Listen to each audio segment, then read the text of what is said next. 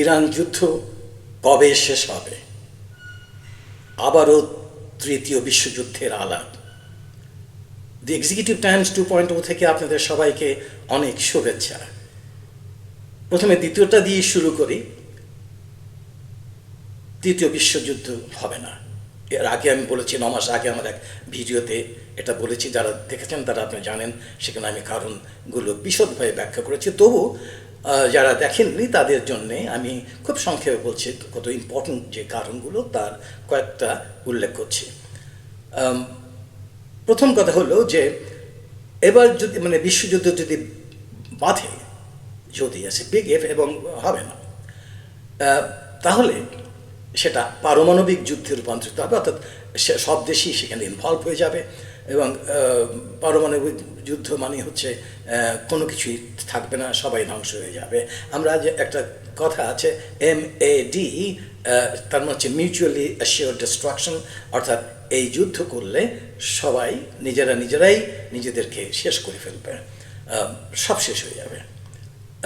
এর আগে ঠিক এরকম পারমাণবিক অর্থাৎ বিশ্বযুদ্ধের একটা হুমকি এসেছিল। আমরা জানি সেই কিউবা মিসাইল ক্রাইসিসে, সেখানে 1962-তে সে তখন জন এফ কেনেডি আমেরিকার প্রেসিডেন্ট এবং রাশিয়ার প্রেসিডেন্ট ছিলেন ক্রুশ্চেভ। সেখানে ওই মিসাইল ছিল ইয়েতে, অর্থাৎ কিউবাতে, এবং সেটা ওই আমেরিকার নিরাপত্তার বড় হুমকি হয়েছিল। এবং আমেরিকা তখন সেই পুরো মিসাইল অর্থাৎ এরিয়াটাকে, অর্থাৎ এবং কিউবাটাকে ঘিরে রেখেছিল। একটা খুব উত্তেজনাকর পরিস্থিতি, এবং আমরা সবাই অনেকে ভেবেছিলেন যে এই বোধহয় যুদ্ধ লাগে, কিন্তু সেটা লাগলো না। ক্রুশ্চেভ সেখান থেকে উঠিয়ে নিলেন। খুব রিসেন্টলি আমরা দেখেছি যে এখানটায় এই রাশিয়া থেকে তেলবাহী জাহাজ কিউবাতে গিয়ে পৌঁছেছে, এবং এই জাহাজটি ঠিক বেআইনিভাবে গেছে, অর্থাৎ নিষিদ্ধ, যেতে পারে না আন্তর্জাতিকভাবে। ইরান আমেরিকা ইচ্ছে করলে কিন্তু সেটাকে বাধা দিতে পারত, অথবা ধ্বংস করতে পারতো, অথবা রুটটাকে অর্থাৎ গতিটাকে পরিবর্তন করে দিতে পারতো, কিন্তু তা করেনি। কারণ করলে রাশিয়ার সঙ্গে একটা হয়তো বিবাদে জড়িয়ে পড়তে হতো, এবং সেক্ষেত্রে একটা রিস্ক থেকে যায়। তো আমরা দেখছি যে এই যে পারমাণবিক শক্তিধর যে দেশগুলো, তাদের মধ্যে একটা ট্যাসিট আন্ডারস্ট্যান্ডিং আছে, তাদের মধ্যে বোঝাপড়া আছে, এবং আমরা জানি সেই একটা রেড টেলিফোনের ব্যাপার যেটা আছে সেটা, তো সেখানে তাদের সঙ্গে আলোচনা হয়, এবং এই সমস্ত ব্যাপারে এত সহজেই কোনো কিছু হবে এটা মনে করা অত্যন্ত নির্বোধের মতো বিষয়। সুতরাং তৃতীয় বিশ্বযুদ্ধ হবে না। আর আমি আরেকটা জিনিস প্রণিধানযোগ্য যেটা, সেটা হলো যে আমাদের আইনস্টাইন বলেছিলেন যে তৃতীয় বিশ্বযুদ্ধ কী দিয়ে হবে আমি জানি না, তবে চতুর্থ বিশ্বযুদ্ধ হবে লাঠিসোঁটা দিয়ে। এটা এই অর্থ হলো যে তৃতীয় বিশ্বযুদ্ধে সব ধ্বংস হয়ে যাবে, এবং মানুষ যদি বেঁচে থাকে, প্রাণী বেঁচে থাকে, তাহলে সেই প্রিমিটিভ স্টেজে চলে যাবে, অর্থাৎ ওই প্রাচীন আমলে এবং লাঠিসোঁটা নিয়ে কাজ করবে। সুতরাং আমরা জানি ওয়ান্স অ্যান্ড ফর অল আমরা ডিসমিস করে দিচ্ছি এই যে স্পেকুলেশন যে তৃতীয় বিশ্বযুদ্ধ মহাযুদ্ধ হবে, এটা হবে না। Now about the $1 million question. Iran যুদ্ধ কবে শেষ হবে? আমরা জানি এই যুদ্ধটাকে চাপিয়ে দেওয়া হয়েছে ইরানের উপরে। ইসরায়েল এবং পরে আমেরিকা, তারা যৌথভাবে আক্রমণ করছে, এবং অনেক কিছু ধ্বংস করেছে ইরানের, মানুষকে হত্যা করেছে, 2,500-এর উপরে সাধারণ মানুষ মারা গেছে। তো তাদের যে বিপ্লবী নেতা আমরা জানি, তাদের সর্বোচ্চ নেতা তাকে হত্যা করেছে, এবং আরও কয়েকজনকে হত্যা করেছে, এগুলো আমরা জানি, এটা রিপিট করার কোনো দরকার নেই। তাহলে এখন ইরান অনেকটা সেলফ ডিফেন্সে তাকে এটা লড়তে হচ্ছে, এবং আমরা জানি যে offence is the best defence. এখন তারা চুপ করে বসে থাকতে হবে না, তাদেরকেও আক্রমণ করতে হবে, এবং সেই জন্যে বিভিন্ন জায়গায় তারা আক্রমণ করছে, বিশেষ করে আমেরিকান বেস যেগুলো আছে ইয়েতে মিডল ইস্টে, সেগুলো জায়গায় তারা করছে। এবং মোস্ট ইম্পর্টেন্টলি হরমুজ প্রণালীটাকে বন্ধ করে দিয়েছে, এবং এইটা এই যে এটা মানে ট্রাম্পের যে একটা ঔদ্ধত্য, এই যে আমি এখনই সব শেষ করে দেব, ইরানকে পরাজিত করব, এটার একটা বড় জবাব দিয়েছে ইরান, সেটা হরমুজ পণ্যকে বন্ধ করেছে। কিন্তু তাতে কি হয়েছে? তাতে বিশ্ব সাফার করছে, আমরা সবাই সাফার করছি। তেলের দাম বেড়ে গেছে ভীষণভাবে। এই যুদ্ধের আগে $70 ব্রেন্ট ক্রুড অয়েল ছিল দাম পার ব্যারেলে, এখন সেটা $116 মতো চলে আসছে। তো এবং আরও বাড়বে, সামনের দিকে। তো এখন এই জিনিসটা ট্রাম্প যে ক্যালকুলেট করেনি তা না, এটা হবে, এগুলো that was very much on the table. কিন্তু তারপরেও কেন ট্রাম্প এই কাজটা করলো? আমরা কি ধরে নেব সে কি একজন বোকা বেকুব মানুষ? মোটেই না, উদ্দেশ্য আছে। আমাদেরকে দেখতে হবে যে ইরানের অবস্থানটা কি।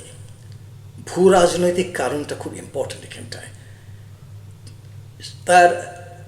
সেটা বিরাট দেশ, মধ্যপ্রাচ্য, এবং তার চতুর্দিকে আমরা জানি যে পাহাড়, মরুভূমি বিভিন্ন জায়গায় আছে, এবং এটা অনেক জায়গায় দুর্গম জায়গা আছে। কিন্তু তার চেয়ে বড় কথা হলো, সবচেয়ে বড় কথা হলো যে ইরান খনিজ সম্পদে সম্পদশালী, অত্যন্ত বিত্তশালী একটা দেশ। পৃথিবীতে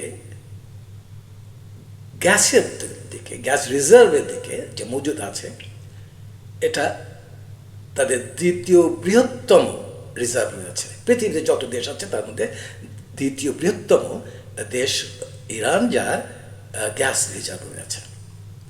নেক্সট অয়েল, অর্থাৎ তেলেও কিন্তু এক হিসেবে তার অবস্থান, অর্থাৎ রিজার্ভের দিকে বিশ্বের তৃতীয়। এত খনিজ সম্পত্তি, এত সম্পদশালী ধনী একটা রাষ্ট্র, একে তো নিজের করাতে আনতে হবে।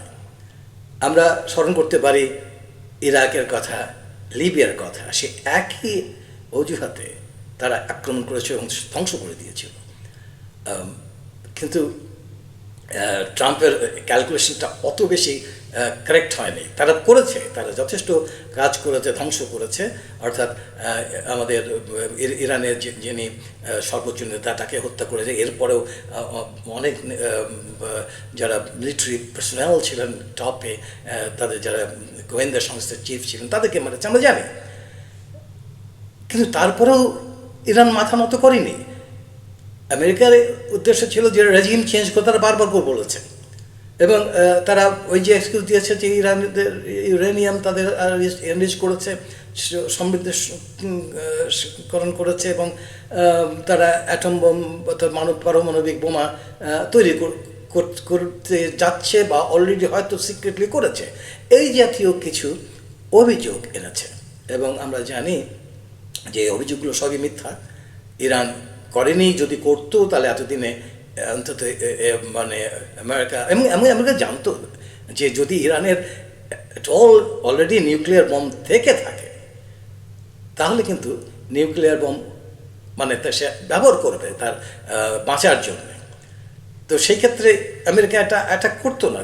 আমরা জানি যে নর্থ কোরিয়ার ব্যাপার, সেখানে আছে তার একটা বড় শত্রু, চীনের সঙ্গে তো আছে ব্যাপারটা। তো অবশ্যই চীনের সঙ্গে এখন অনেকটা সম্পর্ক অন্যরকম হয়ে গেছে। তো তারা করেনি, কারণ এটা অলরেডি একটা নিউক্লিয়ার পাওয়ার স্টেট। তো সেখানে সুতরাং তারা কনফার্ম হয়েছে যে তাদের, অর্থাৎ ওই ইরানের কোনো পারমাণবিক বোমা নেই। কিন্তু সক্ষমতা রয়ে গেছে। ইরান ইচ্ছে করলে কয়েক ঘন্টার মধ্যে বোমা তৈরি করতে পারে। বিভিন্ন স্থাপনাতে সেগুলো মানে সেই সমস্ত যে মেটেরিয়ালগুলো, সেগুলো এখনও লুকিয়ে আছে। অনেক কিছু ধ্বংস করেছে আমেরিকা, দ্যাটস ট্রু, কিন্তু এখনও লুকিয়ে আছে, সেগুলো আছে, লুকানো অবস্থায় আছে। আর এখন এই যে মানে ইরানের সঙ্গে যুদ্ধের ফলে কি দাঁড়ালো? হু হু করে তেলের দাম বেড়ে গেল, গ্যাসের দাম বেড়ে গেল, হরমুজ প্রণালী বন্ধ হয়ে গেল। এবং আমরা আমাদের যারা ছোট দেশগুলো আছে আমরা আমাদের তো এমনি অর্থনৈতিক মন্দার মধ্যে আছে, অবস্থার মধ্যে আছে, খারাপ অবস্থার মধ্যে আছে, আমাদের উপরে মানে সে মরার উপর খাড়া ঘাড়ের মতো এই জিনিসটা চলে আসছে বিভিন্ন দেশে। বাংলাদেশ অবশ্যই এখন আল্লাহ রহমে অতখানি খারাপ অবস্থা নেই, কিন্তু ওই তো যে ধার দেনা করে চলতে হচ্ছে, আমাদের বিভিন্ন যারা দাতা সংস্থা আছে তাদের কাছে হাত পাততে হচ্ছে। তো এখন এই যে বিষয়টা, যে যুদ্ধটা হচ্ছে, এটা শেষ কবে হবে? শেষ হবে কি? তবে যার শুরু আছে তার শেষ আছে, শেষ তো হতেই হবে, কিন্তু কীভাবে? আমেরিকা বলছে যে এটা খুব দ্রুত আমি শেষ করে ফেলব।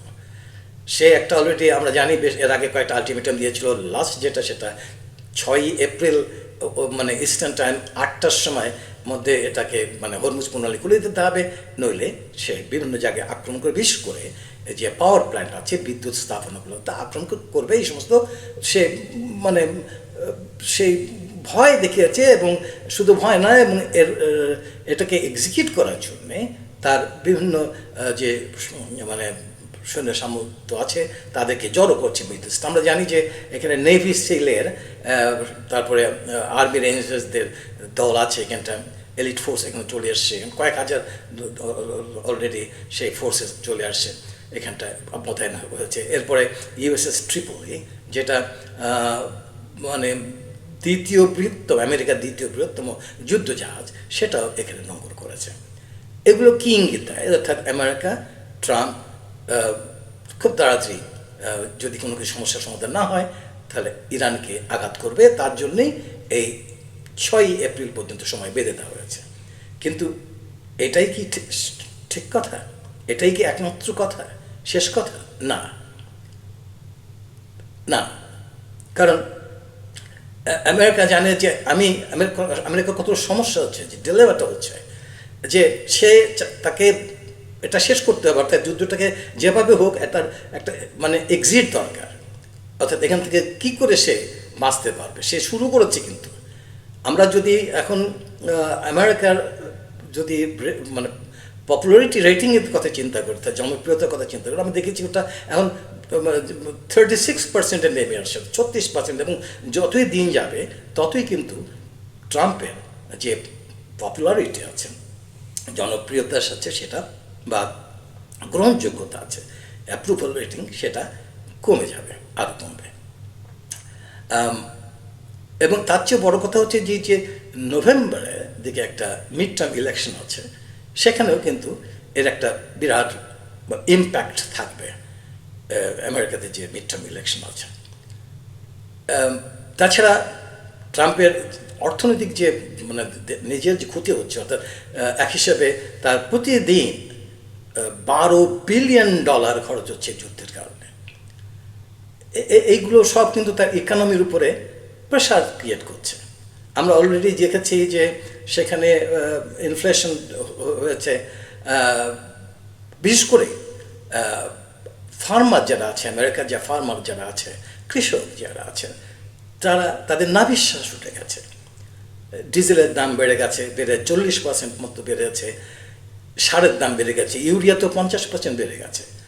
এখন অনেকে তারা বলছে যে আমরা তো আমাদেরকে ছেড়ে দিতে হবে এই কৃষিকাজগুলো, কারণ আমাদের ছেলে মেয়েরা তো কী করে এইগুলো এই অবস্থা হলে কী করে তারা কৃষিকাজ করবে।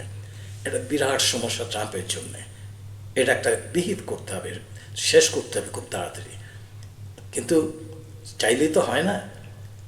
ইরান, আমরা জানি, আমাদের যদি একজন MI6-এর যিনি ফর্মার ডিরেক্টর ছিলেন, আর কি প্রধান হেড ছিলেন, তার নাম হলো স্যার অ্যালেক্স ইয়াঙ্গা, তিনি একটা জিনিস বলেছেন যে ইরান কিন্তু তার যত যন্ত্রপাতি আছে, এগুলোকে অস্ত্র আছে, এগুলো কিন্তু এক জায়গায় বিভিন্ন জায়গায় ছড়িয়ে ছিটিয়ে রেখেছে। এবং তার চেয়ে বড় কথা হলো যে তার অথরিটি, অর্থাৎ এগুলো ব্যবহার করার যে ক্ষমতা, সেটা বিকেন্দ্রীকরণ করেছে। অর্থাৎ যারা যেখানে থাকবে, যে অবস্থা থাকবে, প্রয়োজন বোধে তারা কারো পারমিশন ছাড়াই তারা ব্যবহার করতে পারবে। এই জিনিসগুলো আছে। এরপরও একটা বড় ব্যাপার হলো যে এদের ইরানের কিন্তু মানে ইরানিদের অর্থাৎ যারা যুদ্ধ করছে শুধু না, সাধারণ মানুষও তাদের রেজিলিয়েন্সটা আছে, অর্থাৎ ঘুরে দাঁড়ানোর ক্ষমতাটা আছে। আমরা জানি অবশ্য ঐতিহাসিকভাবে কিন্তু তারা বীরের জাতি এই ইরানে। তো এখন এই যে রেজিলিয়েন্সটা, এটা এটা খুব ইম্পর্টেন্ট ব্যাপার কোনো যুদ্ধে জেতা অথবা টিকে থাকার জন্যে, তো তাদের ইরানের আছে। এই জিনিসগুলো কিন্তু আমেরিকা বুঝতে পারছে, টের পাচ্ছে, হারে হারে টের পাচ্ছে। আর এখন তাহলে কী হবে? এই যুদ্ধটা কি মানে চলতে থাকবে? এখন আমেরিকা যেটা বলছে যে তারা পাওয়ার প্ল্যান্টে আঘাত করবে ইত্যাদি, ধ্বংস করে দেবে, এটা কিন্তু অত সহজে করতে পারবে, কিন্তু সেটা গ্রহণযোগ্যতা নিয়ে আন্তর্জাতিকভাবে গ্রহণযোগ্যতা বিরাট প্রশ্ন উঠবে, কারণ it's a kind of it tantamount to war crime, এটা যুদ্ধাপরাধে ট্রাম্প অভিযুক্ত হবে নিঃসন্দেহে। তো এখন এই জিনিসটা করতে মানে চাচ্ছে, হয়তো ডেসপারেটলি করবে, কিন্তু তার ফলটা কি হচ্ছে? ফল তো ইরান তো সে মানে সারেন্ডার করছে না, তারা তো ছেড়ে দিচ্ছে। বরং ইরানের আমরা যদি লক্ষ্য করি, ভেতরের খবর যদি আমরা নেই, তাহলে দেখেছি আগের চেয়ে বরং ইরানের সাধারণ মানুষরা আরও এক হয়ে গেছে, একজোট হয়েছে। এটা হবেই, এটা জাতীয়তা বোধটা সব দেশেই আছে। আমাদের দেশে আমরা দেখেছি যে আমাদের সেই জুলাইয়ের সময় আমরা সব ভেদাভেদ ভুলে গিয়ে এক হয়েছিলাম। তো এই জিনিসটা এখন ইরানে আছে। ইরানকে আক্রমণ করে যেটা কাজ করে, রেজিম চেঞ্জ করার কথা বলে যে মানে একটা অপরাধ করেছে ট্রাম্প, সেটি হলো যে অনেক ইরানিয়ানরা, ইরানের বাসীরা, তাদেরকে নির্যাতন করা হয়েছে, হত্যা করা হয়েছে, করবেই, কারণ সরকারের বিরুদ্ধে যারা যাবে সেটা তো দেশদ্রোহের কাজ আর কি। তো এটার প্ররোচনা দিয়েছে আমেরিকা যে তোমরা যাও, তোমরা রাস্তায় দাঁড়াও, রাস্তায় এটা করো, অমুক কিছু করো। তো এটা করতে গিয়ে তো ধরা পড়ে গেছে এখন। যাই হোক, তো এই যে অবজেক্টিভসগুলো যেটা ট্রাম্প চিন্তা করেছিল এবং তার সাংগঠনরা, এইগুলো অ্যাচিভ করা হয়নি এবং করার সম্ভাবনা খুবই কম। তাহলে কী দাঁড়াবে? আমরা দেখছি যে একটা মানে ঠিক বিহাইন্ড দ্য সিন একটা ডিপ্লোম্যাটিক ম্যানুভারিং চলছে, অর্থাৎ কূটনৈতিক একটা প্রক্রিয়াতে একটা মীমাংসার কাজ চলছে, প্রক্রিয়া চলছে। সেটি হলো সেটা পাকিস্তানের মাধ্যমে। ইম্পর্টেন্ট একটা ব্যাপার হলো পাকিস্তানের কেটায় সে মুখ্য ভূমিকা পালন করছে। আমরা জানি যে সঙ্গে সৌদি আরব আছে, মিশর আছে, তুরস্ক আছে, এই চারটা দেশ, এবং চীন তাকে সমর্থন করছে। যেটা আমরা বার্তা যেটা মানুষের সঙ্গে পাওয়া যাচ্ছে বিভিন্ন সোর্স থেকে, সেটা হচ্ছে যে এটা আমেরিকার কারণেই হচ্ছে, অর্থাৎ আমেরিকা চাচ্ছে এটা করার জন্যে, যে করো, একটা কিছু করার ব্যবস্থা করো। এখন কি করবে এই এই এই মিটিংয়ে? অর্থাৎ ইরানের সঙ্গে বেশি পাকিস্তানের সম্পর্ক ভালো, আমরা জানি মধ্য প্রাচ্যের দেশগুলোর সঙ্গে পাকিস্তানের সম্পর্ক ভালো, মুসলিম দেশগুলোর। তো এটা একটা লেভারেজ আছে আমাদের মানে পাকিস্তানের। তো সেই ক্ষেত্রে পাকিস্তান চেষ্টা করছে, এবং যে দু একটা মানে সিপ থ্রু করছে ইন্ডিকেশন, তাতে বোঝা যাচ্ছে যে ইরান অনেকটা নমনীয় হচ্ছে এবং আমেরিকাও কিছু নমনীয় হচ্ছে। কিন্তু এখানে ব্যাপারটা হলো যে ইরানের একটা ফেস সেভিং ব্যাপার থাকে এক্সিটের জন্য, যেমন আমেরিকার একটা ফেস সেভিং ব্যাপার থাকবে। তো ইরান একটা চাচ্ছে যে ঠিক আছে, তোমরা হরমুজ প্রণালীতে আমাকে টোল নেওয়ার ব্যবস্থা করে দাও, তার ট্যাক্সের ব্যাপারটা আমরা এটা করো, আমরা তো ওখানে দেখা যাচ্ছে যদি তাই করে, তাহলে কিন্তু একটা এস্টিমেট অনুযায়ী আমরা দেখতে পাই যে ইরান কিন্তু বছরে $80 বিলিয়ন টোল আদায় করতে পারে। কিন্তু তার অবশ্যই একটা রিপল ইফেক্ট হবে, অর্থাৎ এটার ফলে তেলের দাম বাড়বে, তেলের দাম থেকে অন্য জিনিসের দাম বাড়বে। সুতরাং এটা অ্যাপ্রুভ করাটা ঠিক করবে কি না একটা সন্দেহ আছে, এবং না করার সম্ভাবনা বেশি আছে। তো এখন ইরান কি করে দেখাবে যে তার বন্ধুকে যে আমরা এটা আমরা যে বন্ধ করলাম, আমরা ইয়ে করছি, এটা মেনে নিচ্ছি আমেরিকার কথা, তাহলে তো আমরা তো হেরেই গেলাম, এত লোক মারা গেছে, আমাদের নেতা মারা গেছে। তো এখন আমাদের তো কিছু ক্ষতিপূরণ দেওয়ার কথা। তো এখন সেই কারণে হয়তো আমেরিকা দেখবে যে 6 এপ্রিলের মধ্যে কোনো কিছু হলো না, অর্থাৎ আমেরিকা কোনো রকম একটা মীমাংসায় আসা গেল না, তখন হয়তো আমেরিকা সত্যি সত্যি আক্রমণ করতে পারে। কিন্তু ওই যে বললাম, আক্রমণ করলেও কি দাঁড়াবে, ওর সিনারিওতে অনেক লোক মারা যাবে এবং হয়তো কিছু স্থাপনা নষ্ট হয়ে যাবে, তারপরেও কিন্তু ইরান থাকবে এবং তার আক্রমণের ক্ষমতা থাকবে, তার অস্ত্র বানানোর ক্ষমতা থাকবে, তার অস্ত্র ভান্ডারের কিছু অস্ত্র থাকবে, সে মিসাইল উৎক্ষেপণ করতে পারবে এবং হরমুজ প্রণালীতে ওই সিকিউরিটি থাকবে না, সুতরাং সেখান ওই প্রণালী দিয়ে জাহাজ চলাচল করা স্বাভাবিক হবে না, এবং না হলে ওই তেলের দাম বা অন্যান্য জিনিসের দাম বাড়তে থাকবে। তো সেটাও সমস্যার সমাধান না, হবে না। এটাও ট্রাম্পকে চিন্তা করতে হচ্ছে। এখন যেটা মনে করা হচ্ছে সেটি হলো যে একটা সিজ ফায়ারের চেষ্টা হবে। ঠিক আছে, স্টেটাস কেউ মেনটেন করে সিজ ফায়ার করো, অর্থাৎ কোনো রকম মারা হবে না, আর হরমুজটাকে খুলে দাও। তো সিজ ফায়ার করলে ইরানের অন্তত একটা বলার ব্যাপার থাকবে যে ঠিক আছে, ওরা ভয় করে আর আমাদের আক্রমণ করছে না, এবং এই সিজ ফায়ারটা কতদিন থাকবে এটা নিয়েও প্রশ্ন থাকবে। তবু সাময়িক হলেও একটা স্বস্তি ফিরে আসতে পারে এই ব্যাপারে। অন্যথায় যুদ্ধ চলতে থাকবে। তবে যুদ্ধ চললেও এটা কোনো অবস্থাতেই জুলাই আগস্টের বাইরে যাবে না। আমার ধারণা মে মাসের মধ্যেই একটা সমাধান চলে আসবে, যেহেতু যেভাবে হোক একটা সমাধান চলে আসবে, এবং সেটাই হোক, এটা আমরা সবাই কামনা করি। আবারও দেখা হবে।